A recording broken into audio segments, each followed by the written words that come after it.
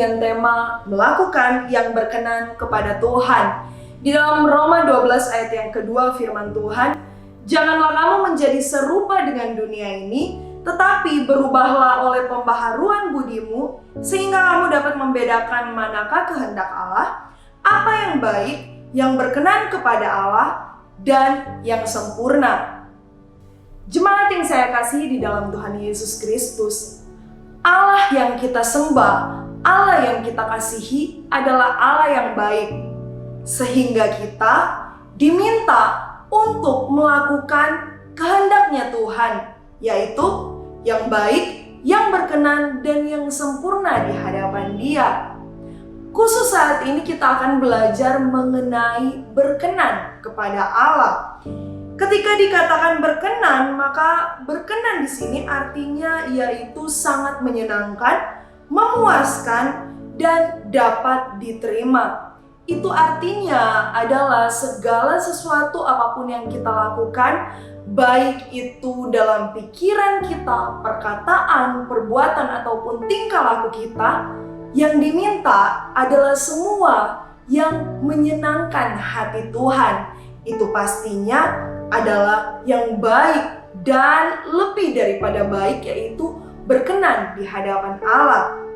Di dalam 2 Korintus 5 ayat yang ke-9, versi FAYH dikatakan demikian, "Jadi kami selalu bertujuan menyenangkan Dia. Apapun yang kami lakukan, baik dalam tubuh yang fana di dunia ini, maupun di dalam tubuh surgawi bersama-sama dengan Dia di surga." Juga kita bisa melihatnya dan belajar dari seorang tokoh di dalam Kisah Para Rasul 13 ayat 22-23. Ketika Allah mau mengangkat Daud menjadi raja, menggantikan Saul, ternyata di sini kita melihat bahwa Allah mendapati Daud ini berkenan di hadapan Dia. Belajar dari apa yang dilakukan oleh Daud ketika Allah menemukan Daud berkenan di hadapan Dia, apakah Daud tidak melakukan satu kesalahan pun dalam kehidupannya?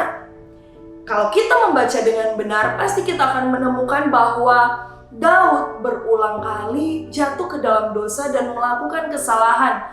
Namun, ketika Daud jatuh ke dalam dosa dan melakukan kesalahan, ia mengetahui bagaimana ia harus kembali berbalik kepada Tuhan, bagaimana ia harus menata hidupnya, hatinya berkenan di hadapan Allah. Dan Allah yang membuat Daud bisa berkenan di hadapannya Dia. Jadi bagaimana dengan kehidupan kita setiap harinya? Tidak hanya cukup sekedar baik saja, karena berbicara mengenai baik itu relatif.